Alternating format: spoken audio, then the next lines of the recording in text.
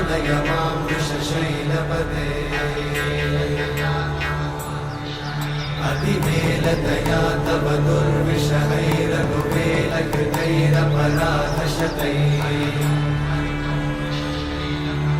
हरितं त्वरितं वृषशैलपते वरया कृपया परिपाहि हरे अधिवेङ्कटशैलमुदारमते जनताभिमताधिकदानरता